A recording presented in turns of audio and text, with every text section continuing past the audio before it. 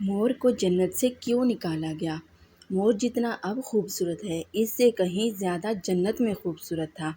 مور کی خوبصورتی پہ سبھی پرندے فدا تھے، لیکن ان سب خوبیوں کے باوجود مور سے ایسی کون سی خطا ہو گئی تھی جسے اللہ تبارک و تعالیٰ نے مور کو جنت سے نکال دیا۔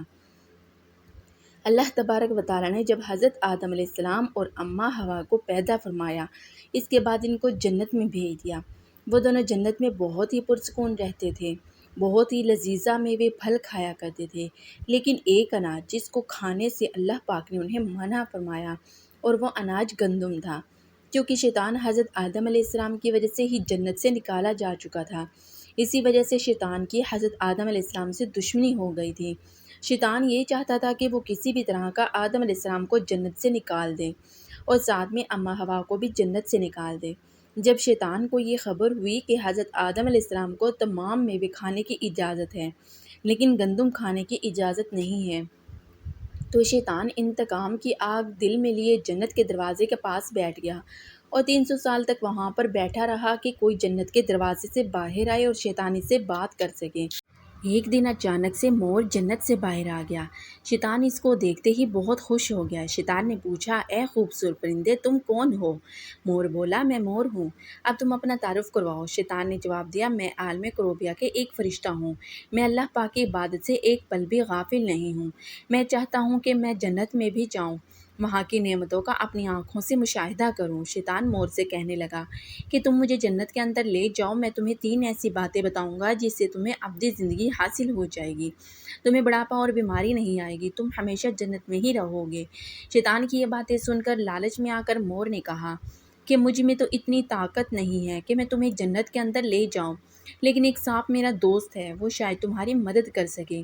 یہ کہہ کر مور سانپ کے پاس آیا، اس کو ساری بات بتائی۔ سانپ بھی شیطان کی باتوں سے بہت خوش ہو گیا، پھر شیطان کو اپنے منہ میں چھپا کے جنت میں داخل ہو گیا اور یوں شیطان اپنی چال میں کامیاب ہو گیا۔ جنت کے تمام نیک بانوں کے یہ معلوم تھا کہ شیطان یہ چال چل رہا ہے۔ فرشتے شیطان کو جنت سے نکالنے لگے، تبھی اللہ پاک کا حکم ہوا کہ اس کو ابھی تک جنت میں ہی رہنے دیا جائے۔ وہ فرشتے اللہ تبارک و تعالیٰ کے حکم سے رک گئے۔ شاید یہ حضرت آدم علیہ السلام کا امتحان تھا۔ شیطان حضرت آدم علیہ السلام کے پاس اور اماں حوا کے پاس جا کر اپنی محبت کا اظہار کرنے لگا۔ وہ دونوں ہی شیطان کو پہچان نہ سکے، کیونکہ ماضی کے مقابلے میں شیطان کی شکل تبدیل ہو چکی تھی۔ شیطان کہنے لگا کہ میں چاہتا ہوں کہ آپ دونوں ہمیشہ جنت میں اسی طرح زندگی گزاریں، ہمیشہ خوش رہیں۔ حضرت آدم علیہ السلام اس کی باتیں بہت غور سے سننے لگے۔ شیطان نے کہا، اگر آپ میری بات مان جائیں تو آپ کو جنت کی اور بھی تمام سہولتیں ملیں گی۔ حضرت آدم علیہ السلام شیطان کے بہکاوے میں آ کر کہنے لگے کہ یہ کس طرح ممکن ہے۔ شیطان کہنے لگا، ایک گندم کا دانہ اگر آپ دونوں چکھ لیں تو آپ کو ابدی حیا حاصل ہو جائے گی اور آپ جنت میں ہی رہیں گے۔ یہ بات سن کر حضرت آدم علیہ السلام کے دل میں رجحان پیدا ہوا، لیکن ان کے دل میں اللہ کی نافرمانی کا خوف غالب آ گیا، جبکہ اماں حوا شیطان کی باتوں میں آ گئی، جس پر اماں حوا نے حضرت آدم کو راضی کر لیا۔ پھر اس کے بعد ان دونوں نے اس گندم کے دانے کو چکھ لیا۔ جیسے ہی گندم کا دانہ ان کے اندر گیا تو دونوں کے سطر واضح ہو گئے، جس کے بعد دونوں اپنے اپنے سطر چھپانے لگے اور خوف خدا سے کانپنے لگے۔ اسی دوران اللہ تبارک و تعالیٰ نے فرشتوں کو یہ حکم دیا کہ حضرت آدم علیہ السلام اور اماں حوا دونوں کو زمین پر اتار دو۔